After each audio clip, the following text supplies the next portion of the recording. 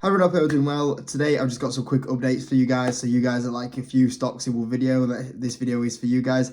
And I was kind of deciding, do I kind of talk about DraftKings, do I talk about PayPal, do I talk about Alibaba? All three stocks are doing absolutely amazing, and I thought, it's one of those videos where I'll just stick it all into one video and cover them all really quickly for you today. So let's start with the first one. DraftKings having a really good day today, up 4%, back in the $40 range, which is about time because I think I talked about it the other day. The stock was doing okay, like it was still positive for the year, but it felt like it shouldn't be behind the S&P 500 because this is a company that is performing absolutely amazing. I think the other day I showed you like what analysts were expecting at the start of the year to what they're actually forecasting now with the updated numbers, and they're just massively ahead where analysts were expecting, and that's going to have some pricing power into the stock price. A little bit better now. It's up 21% year to date, which is good. I personally think that DraftKings should be somewhere up around 30% this year. So there's still upside, in my opinion, especially with the NFL peak season coming in. And that's actually what we're going to talk about today, because on that video that I did a few days ago, I don't know if you remember, I mentioned the really good news going on with DraftKings at the moment is the peak time is the NFL season. And I said in that video, the results at the moment are going really well for DraftKings. And since that video, they've got even better. There's been a few more surprises like Washington beating Bengals, for example. And the new data has come out at the moment, and it actually does show here, early reports indicates a boost in betting volume, which obviously is great, and improvement in hold rates. We know DraftKings has suffered in the last 3 quarters because of poor hold rates. It's pot luck. And now the luck is balancing out because the results are going back in our favour. It's going back in the bookies' favour, and the hold rate has gone up.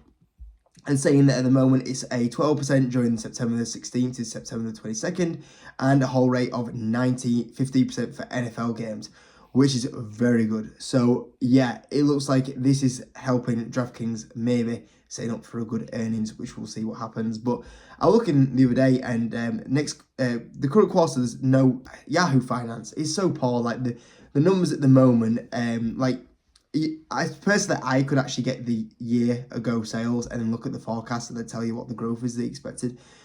But it's so poor, like the data just seems so inconsistent from Yahoo Finance at the moment. It's not good. But I was looking at the EPS estimates, and EPS estimates were expecting negative 0.68 to negative 0.42. And obviously this is a higher spend for them because when they're for NFL season, that's when they're like intense advertising and promotion start. So it's always a bit of a bigger loss kind of quarter. But I thought this personally, my opinion, was like I think there'll be a lot more closer to profitability than this. So with a good hold rate and what analysts are forecasting, I think DraftKings is set up for a really good Q3 beat. So we'll see what happens because it's only 3-4 weeks until the report right now. So it's looking really good for DraftKings, and I can see why the stock is starting to really start kicking on again because it's been doing really well.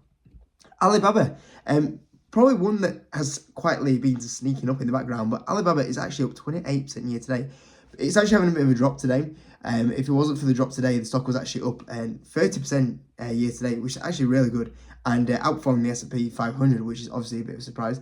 About time though, because I mean, you look at the stock, it's still at the same sort of levels it was at when it IPO'd in October 2014. And you look since that time frame, if we go further back here, the company, fair enough, it's having a little bit of a drop in profitability, but it's gone from the likes of, let's call it 49 Chinese yen, 49 billion, that is Chinese yen, up to 950 billion.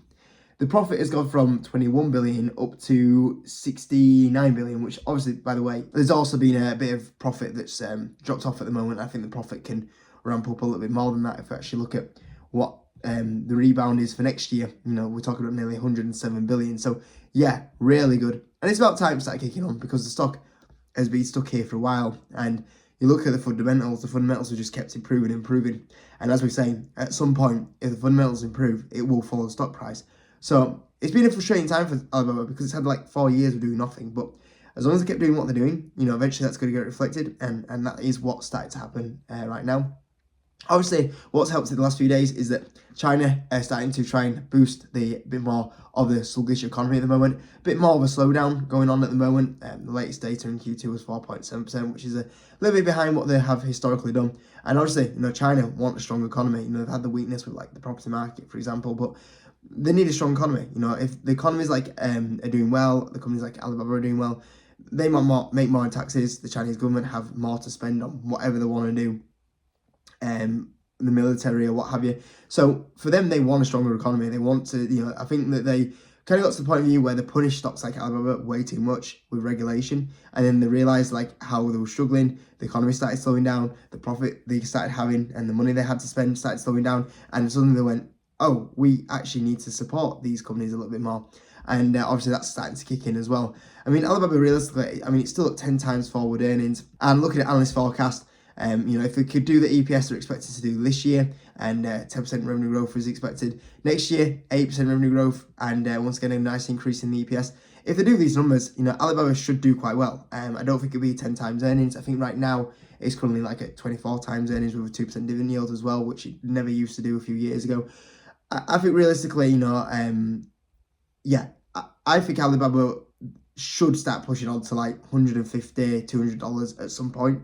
It's just when it happens, and as long as they keep doing the fundamentals, and if they do these numbers, I think that will eventually start kicking in. So there's no surprise that Alibaba has kind of woken up a little bit in the last few days. PayPal is having a good year now, up 27%, which is good because out of all my top holdings, you've got Hims, DraftKings, that's doing really well. We're up mega on DraftKings. Hims and Hairs, that's just been crazy how much money we made on Hims and Hairs. We've got Meta, which once again, that's crazy money that we made. Google, crazy money that we made with Google. And obviously Mercado Libre, which has also been a really good performer. We're up over 80% on that position. The only one of my top big holdings that isn't doing that well is PayPal. But in the last kind of 2 months, that's really changed. Actually, it's doing all right now. I've got one position that's up like 30%, and then I've got the other position that's up like a couple of percent.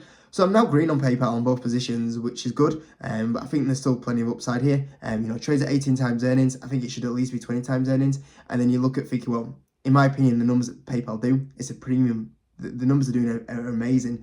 So that should be a premium valuation. I think that realistically PayPal should be 25, 30 times earnings right now. But the stock has done really well because the news just keeps getting better and better for them. Worth pointing out that they've refreshed, they're in the new stage under Alex Chris, and they've refreshed to a new logo, as you can see here. But it just gets better for them. The new products that Alex Chris is launching, are getting great attraction. All of a sudden, PayPal has this new lease of life where, so many companies are desperate to kind of work with them. You're seeing Shopify, wanting to work with them, Adyen wanting to work with them, and they've worked on other things like the fast lane, which has seen some good success. You got the likes of Amazon that are starting to wanting to work again with the likes of PayPal, for example, and it just shows you like the management team are really starting to kick on, and we're starting to get the rewards now from the partnerships point of view, and that's now starting to show in the financials. Looking at the next quarter, I've got to say, I think the key thing to see PayPal have an even stronger finish to the year, get to that $80, $90 range. They've got to have a good set of earnings. And I was actually looking in the upcoming earnings, and the year ago EPS was $1.03, and the current estimate is $1.06. We're going to get PayPal's earnings once again in like three or 4 weeks time. I think they're going to beat that EPS by a good amount. So I think that's really good. And from a revenue point of view, like 6.2% growth is expected. I think they're going to beat that. I think that the reason they're going to come in the 7% range. I'll be more interested to see if they can get in that 8% range. So what also is really good right now is that Alex Chris has managed the expectations as well. And when you look at the expectations now, these are really numbers for PayPal to beat, and I think they will do. And once they do that, I believe that will give it its next leg up in the market, and the stock will then hopefully start pushing on. If they do the numbers that are currently being forecast at the moment, it should be really good for PayPal. And we're starting to see the recognition going on now. We're starting to see the kind of the big money, the analysts, starting to like all change the price targets and the rating on the stock. And that's starting to get into the price now. The big money is starting to come into PayPal, even though the signs that have been there for like the last kind of 12 months, it's like they've all suddenly got the same memo, and now they're all starting to buy, and that's why it's starting to kick on. But yeah, overall, it's good news for PayPal, and I think if they put that strong earnings report in, it will only continue, and we have the chance to see PayPal maybe finish the year above $80 into the $90 range, which would be really good. So yeah, 3 quick reviews of stocks there, of 3 stocks that are on fire, and I hope you enjoyed the video. Anyway, if you could hit the like button, if you're new around here, subscribe. Try getting me to 16,000 subscribers, guys. We're really close to it. And apart from that, I'll see you in a bit.